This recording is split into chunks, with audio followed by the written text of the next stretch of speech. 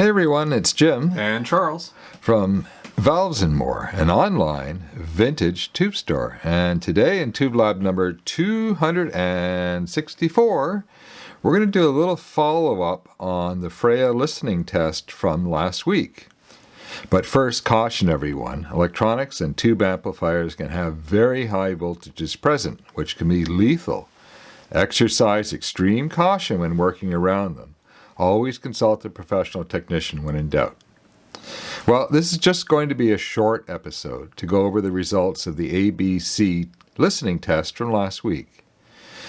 Both A tracks were the modern Tungsol 6SN7 GTBs, mounted in our stock Freya Plus.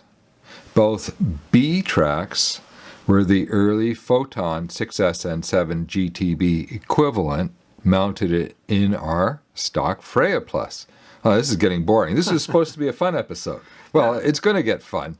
And actually on our other channel, it's going to get even more fun. But anyways, and both C tracks were the Voskhod 6N1P-EV in the gain stages and the 6N6P in the CF or cathode follower stage, mounted in our prototype balanced preamp, which is going to go into production as soon as Charles can get all the PCBs designed. Yep, I'm working on it. Yeah.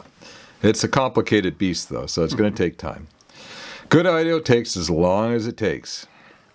Now, some of you may wonder why we did 3 tubes, 2 tracks, in 2 different balanced preamps. And the answer is simple. In order to learn the quality of the sound of the modern Tungs, or any other tube or piece of gear, it's important to compare them to something that is better.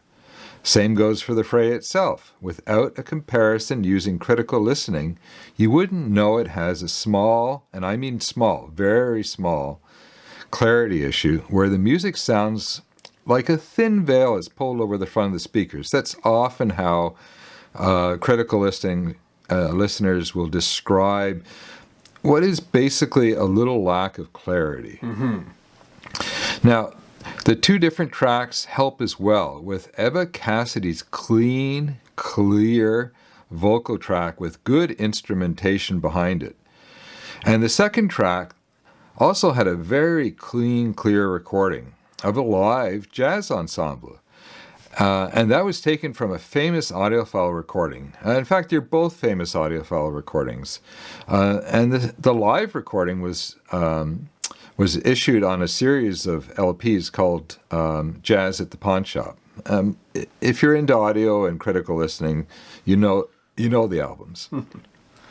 Now, what is truly amazing is almost everyone who commented got it right. Nobody mentioned that they preferred the modern Tungs, which isn't surprising. Like most modern 6SN7s, pardon me, they have an edge to them in the mids that only gets worse in the treble. This is a problem with many modern tubes. And to be honest with you, we've thought about this for literally years now, and we've never found what the heck it is. And we haven't found the smoking gun, not yet anyway. Yeah.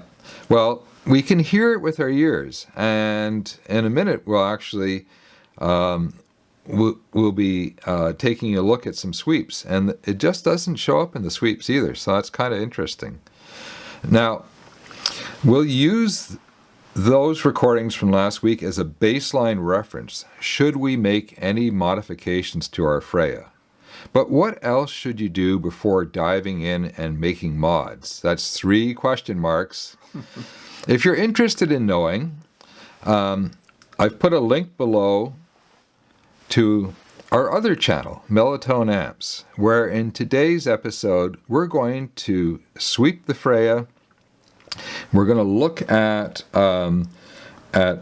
full frequency, full distortion sweep. We're going to look at the full band sweep, and we're actually going to show you how to do a manual sweep at home. Which is the simplest way and requires the fewest specialized pieces of equipment. So if you're interested, hop on over to the other channel.